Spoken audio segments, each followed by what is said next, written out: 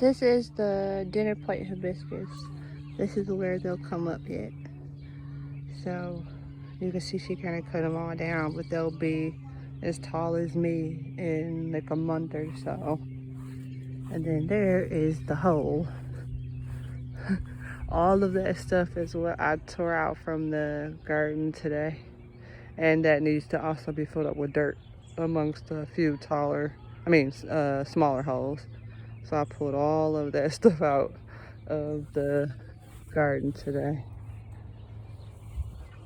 And you can kind of see the mayhem in front of the garden too, for all the grass and stuff I ripped out and pulled out.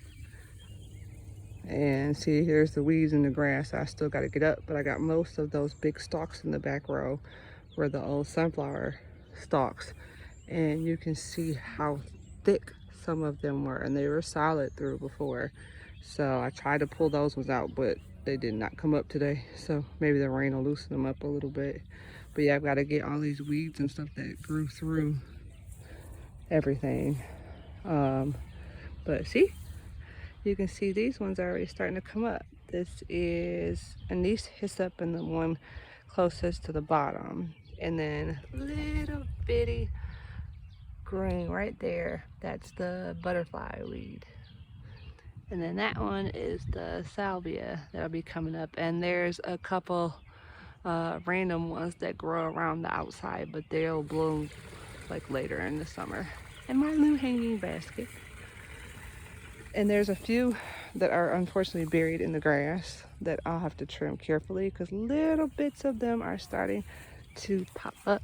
You can see this right here is tickweed. Little yellow flowers come up. So little bits, I've got to be careful down here to not get those guys. But they'll go right back if I do. This one is the goldenrod. That one won't bloom until like July, August. So all you see is grass because I pulled out the rest. And here is what I call Bunnylicious aster. Pretty purple flowers.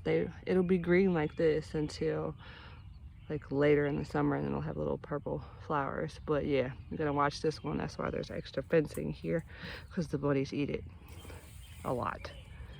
And then here's another spot I have to be careful, because this right here is bee balm, and it started to grow through the weeds, so I have to go in and pull the weeds out pretty carefully. And these pretty purple are also weeds, so they had a good time growing, and will have to come out. And mixed down in here is a little bush that I have that will come up, so it's mixed in at the bottom, so I've got to be careful. And that is where my milkweed goes, but that's a late bloomer too. You can see this leftover piece right here. That's the one you don't get in your eyes when it's actually not dead. It has the milky liquid that could cause corneal damage. Lovely. And these ones are doing really great. These are some new things here. And that one right there, that my mom planted, that are doing pretty good. She added to it, and we've got a bunch of seeds of some stuff that we don't even know what it looks like. My hairdresser couldn't remember the name, so she saved us the seeds. So it's gonna be a surprise. But as you can see with the purple in the grass, there's still quite a bit to get up, but we leave it because the bees and things nest in the ground in the wintertime, so it's actually good to have overgrowth. So everybody told me to just leave it and let it grow, except for I've got mutant grass, and you see what mutant grass does when left to its own devices. So over there you got my rain barrels to catch some rain and use some natural water. And then I've got those little pots right there at the corner that are ready to go and starting to have some color.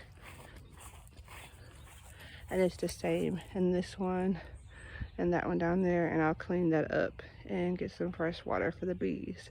They land on the little clear stones and get a drink without drowning. So you can see a little bit of what I've done and what we've got going on.